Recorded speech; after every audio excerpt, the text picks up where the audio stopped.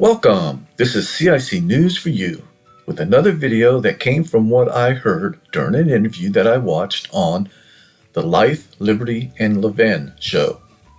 I was amazed at what I was hearing from a college professor on the topic of the indoctrination of our children at colleges and decided to do this video. Although I find this interview is shocking and kind of knew what was going on, I did not know the extent of the issue.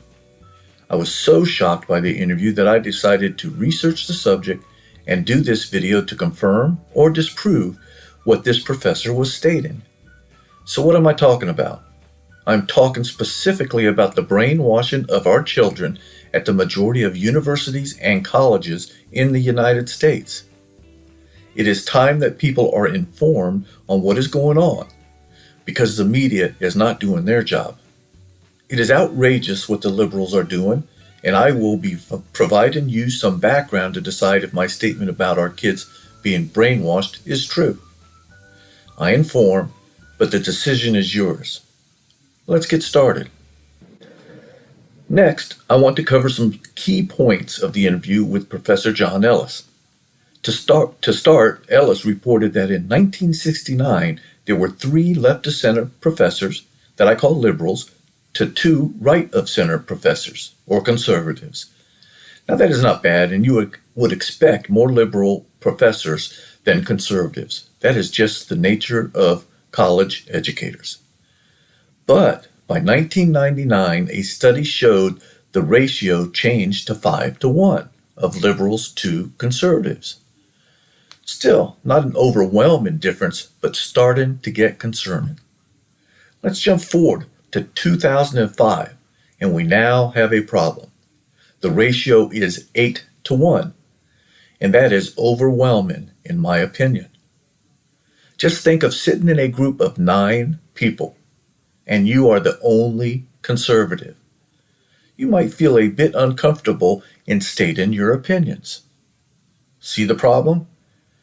And on top of that, our kids are still molding their ideology of the world and how they see it. So how do you think they feel on college campuses? Let's jump to current ratios. Ellis states the ratio is now at 13-to-1. Wow, this seems out of whack to me and shows that our colleges have turned to a single thought environment. With this situation, in my opinion, it doesn't take long to get students, as well as conservative professors, in line with liberal thoughts and ideologies, especially given the liberals' belief that they are the sole source for everything. Follow us or else. Do you really think conservative professors feel free to speak their mind? This is unacceptable and very concerning. Beware of the college choices of your kids. Do your research. The lack of thought diversity on campuses needs to be addressed before it is too late. Now, for a really frightening projection from Ellis is that the ratio will be at 50-to-1 in the future. Holy smokes, this is outrageous and counter to teaching democracy and capitalism in our schools. This ratio is based on the current pipeline of liberal educators, not yet at the professor level. These are educators that are teaching as instructors, assistant professors, and associate professors. Now, who do you think has control over the promotions of these instructors? You guessed it, the liberal professors. How would you like to be a conservative at one of these institutions? The projection should scare the heck out of everyone. We need to take action before this occurs. This is a totally unacceptable future, and the government needs to start restricting funding at all colleges receiving federal funds. Why wouldn't we do this? We already do it for race relations, and colleges also add in international country diversity. It is time to add thought diversity to judge our colleges, in my opinion. Funny thing though, diversity has always been the mantra of the Democrats and liberals, but I don't hear a peep out of them on this subject. That should tell you all you need to know about double standards. We need diversity of opinions on our campuses, not the brainwashing of our kids. Another comment by Ellis is that colleges, for a very long time, have been actively working on converting universities into a one-party campus, an anti-capitalist, socialist campus, and that is being nice. The true term to me to use, in my opinion, is not socialist but Marxist. Just look at our streets and the groups trying to take control. Black Lives Matter has actually publicly stated a Marxist agenda, at least one of the factions. Who really knows who's leading this group? The current trend is not acceptable and are not giving our children a true view of the world, but only a one-sided, grandiose ideology that has failed many times in history. Of course, our history is not being taught, and that is another big issue on our campuses. One positive comment from Ellis is that at one time there were over 20 million students in higher education. Today that number is to a little bit over 17 million. So based on population growth, the number should be around 21 million. So the public may be catching on slowly. I hope so. There are a lot of alternatives to go into these liberal campuses. Trade schools would be one idea. As I stated in the intro, I did some additional research to confirm what Ellis was saying. So let's cover some of my research. I find a statement by conservative activist David Horowitz quite in line with reality.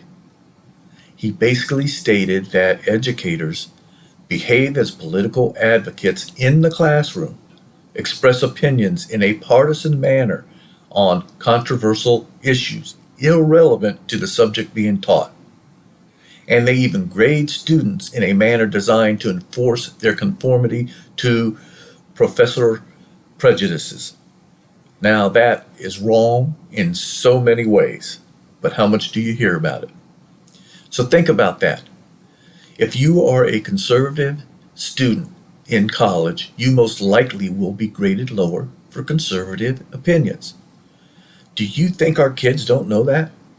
They do, in my opinion, and most likely write more liberally than they normally would so as not to be penalized. That, my friends, is a sorry state for our colleges. Over time, I think the kids start believing from the continuous molding by the professors. Here's a quote that I think fits this scenario. If you tell a lie big enough and keep repeating it, people will eventually come to believe it. This statement with no author, but is frequently used, fits. If you teach a kid misinformation long enough without an opposing view, he will believe it. At least that's my assessment of this situation.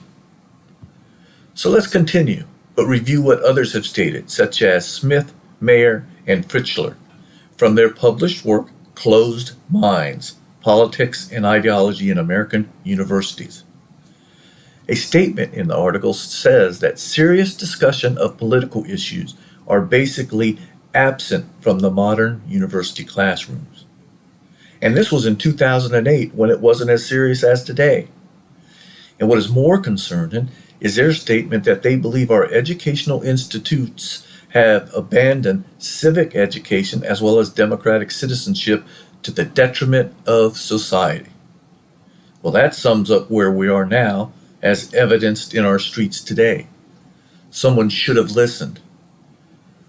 What about a review of faculty voter registrations at 40 lead-in universities, as published in the Econ Journal Watch in 2016? Out of 7,243 professors, Democrats outnumber Republicans by a ratio of 11.5 to 1. This falls in line with what I've already covered. So this finding is similar to what I have discussed so far, and that is liberal professors are rampant on our college campuses and are spoon-feeding our children many radical ideas, in my opinion. So I ask again, can we call this brainwashing? You decide. One other point to make is that this report came out after years of American universities having race protests and disallowing conservative speakers on campuses, as well as the creation of snowflake safe spaces. Oh my gosh, give me a break. Safe spaces? This is what an overabundance of liberal professors at our campuses has created. Time for some diversity of thought on our college campuses. To continue my research, I recently bought Ben Shapiro's book called Brainwashed and found some interesting items that deserve mentioning. Shapiro mentions a poll from Ivy League professors and administrators at liberal arts and social science departments. And this showed 84% voted for Al Gore, with only 9% for George W. Bush. That is a pretty big bias. Seems conservatives are the minorities. Now, for party affiliation, 57% identified themselves as Democrats, while only 3% identified themselves as Republicans. Another pretty big bias. Are you noticing the trend? One point to make is that this poll was from liberal arts and social science departments. So you would expect some bias, but not this high. And as far as I remember, all college students need to take at least a few liberal arts and social science classes as part of their curriculum. This ensures our kids are subjected to biased opinions over and over again, a kind of repetitive imprinting of our children, in my opinion. How about a statement from Harvard assistant professor Heather Gerken? She said, when the faculty is as liberal as it is, we end up breaking down into liberals and progressives. So, how much of a well-rounded education are students at Harvard getting? Based on Gerken's comment, there are two choices, liberals and progressives. Are you scared yet? You should be. I know some of you are like me and thinking, well, my kid won't fall for this agenda. But think about that for a minute. You are a kid in college and you make a couple of conservative statements. You are blasted by professors who argue against you to the point of anger, or you get a reduced grade for not agreeing with the professor. And on top of that, other students join in and you become an outcast or frightened into following the crowd. This is no different than young kids and peer pressure, but a lot more intense. So, that wraps up this video that I created because I am concerned for my grandkids and what they are and will be learning at our education institutes, METS K through 9 and college. I do not want my grandkids or anyone else's kids to be brainwashed. I don't want our history ignored, flaws and all. You don't destroy history because you don't like certain parts, in my opinion. Our current world is in a crazy ideological takeover, and we don't even know the consequences if these liberals and progressives win. But I can tell you, the consequences won't be good. I am scared and will continue to inform to try to make a slight ding in this brainwashing of our children issue. As I have stated multiple times, I am here to inform you, not impress. I know I am not the greatest speaker or writer, but I am doing what I believe in and getting the word out. So anyways, I hope you enjoyed this video, and there will be more to come. Have a great day, be safe, be informed, and stay informed at CIC News for You. Signing off, Charlie.